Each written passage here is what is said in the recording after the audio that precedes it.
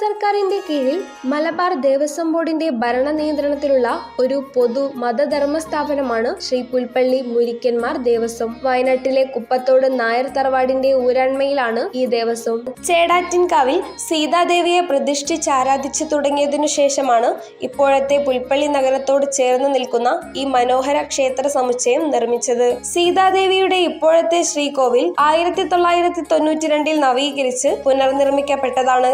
ഇപ്പോൾ മഴുവന്നൂർ ഇല്ലത്താണ് ഇവിടത്തെ കാവവകാശം. 6 ഏക്കറോളം വിശാലമായ പവിത്ര ഭൂമിയിൽ ഏതാണ്ട് 1.5 ഏക്കറോളം വരുന്ന മതിൽക്കെട്ടിനകത്താണ് അനുപമമായ ഈ ക്ഷേത്രം സ്ഥിതി ചെയ്യുന്നത്. കിഴക്കേ ഗോപുരം കടന്ന് അകത്ത് പ്രവേശിച്ചാൽ 3 തട്ടോടുകൂടിയ സീതാദേവിയുടെ ചേടാറ്റിലമ്മയുടെ ശ്രീകോവിൽ കാണാം. ഇതിനകത്ത് സീതാദേവിയുടെ അപരിമേയമായ ചൈതന്യം കുടികൊള്ളുന്ന സർവാഭരണഭൂഷിതയായ ശിലാവിഗ്രഹവും പൂർവികമായി ആരാധിച്ചു വരുന്ന കണ്ണാടി പ്രതിഷ്ഠയും ചൈതന്യം തുളുമ്പി നിൽക്കുന്നു. ശ്രീകോവിലിനു മുമ്പിൽ വലിയ മുഖമണ്ഡപവും ഇടതുവശത്തായി പാട്ടുപുരയുമുണ്ട്. ഈ പാട്ടുപുരയിൽ മുൻകാലങ്ങളിൽ അന്തർയോഗം, കൂത്ത് മുതലായവ നടന്നിരുന്നു. ശ്രീകോവിലിന്റെ വലതുഭാഗത്തായിട്ടാണ് പടിഞ്ഞാറോട്ട് ദർശനമായി മുരിക്കന്മാരുടെ ലവകുശന്മാരുടെ വിശാലമായ ശ്രീലകം. ഇത് മുഴുവൻ ചെമ്പ് പാളികൾ പാകിയതാണ്. രാജകുമാരന്മാരായ മുനികുമാരന്മാരായ ഇവർക്ക് മുരിക്കന്മാരെന്ന പേരിൽ വിഷ്ണു സങ്കല്പത്തിലാണ് പൂജകൾ നടത്തിവരുന്നത്. ലവകുശന്മാരുടെ ശ്രീകോവിലിനു മുമ്പിൽ കിഴക്കോട്ട് ദർശനമായി ചെമ്പുപാകിയ 3 തട്ടുകങ്ങളുള്ള ശ്രീകോവിലിൽ തച്ചിലിൽ പ്രതിഷ്ഠയാണുള്ളത്. കിരാത ശിവന്റെ സങ്കല്പമാണിത്. ഈ ശ്രീകോവിലിന്റെ തെക്കു പടിഞ്ഞാറായി അയ്യപ്പന്റെയും വടക്കു പടിഞ്ഞാറായുള്ള ശ്രീകോവിലിൽ 3 ഭാഗമായി വേട്ടക്കൊരുമകൻ, ഗണപതി, സുബ്രഹ്മണ്യൻ എന്നീ പ്രതിഷ്ഠകളും പൂജിച്ചു വരുന്നു. അവസാന ദർശനമായി വടക്കുകിഴക്ക് ഭാഗത്ത് നാഗരാജാവിന്റെ പ്രതിഷ്ഠയുമുണ്ട്. ഈ നാഗത്തറയിൽ പ്രദക്ഷിണമില്ല.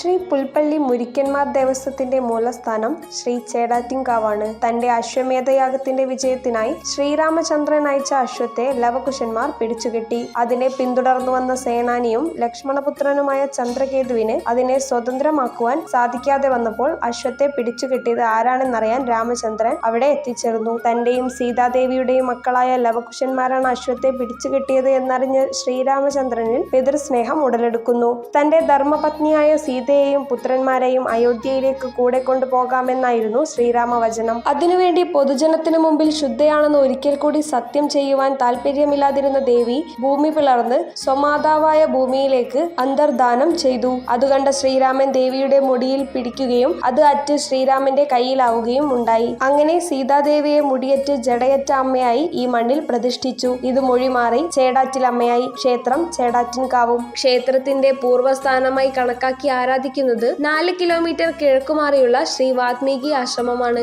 ആദികവി ഇവിടെയിരുന്നാണ് രാമായണം രചിച്ചത്. രാമനാൽ ഉപേക്ഷിക്കപ്പെട്ട സീതാദേവിക്ക് മഹർഷി തന്റെ ആശ്രമത്തിൽ അഭയം നൽകിയെന്ന് രാമായണം ഉദ്ഘോഷിക്കുന്നു. മുനിയുടെ പർണശാല പ്രസൂതികാഗൃഹമാക്കി മാറ്റി. ഇവിടെ വെച്ച് സീതാദേവി ലവകുശന്മാർക്ക് ജന്മം നൽകി ശ്രീ വാത്മീകി മഹർഷി തൊട്ടടുത്തുള്ള പാറയിലെ ഗുഹയിലേക്ക് മാറിയിരുന്നു രാമായണ രചന നടത്തി. ഇവിടെ ഇപ്പോഴും ഉത്തമ ഭക്തർക്ക് രാമനാമജപം കേൾക്കാം. വർഷം തോറും ദർഭ പുല്ലുകൊണ്ട് മേഞ്ഞ് വൃത്തിയാക്കി സൂക്ഷിക്കുന്ന ആശ്രമത്തിൽ വിഷു കഴിഞ്ഞ് 7-ാം ദിവസം വാർഷിക പൂജ നടത്തുന്നു.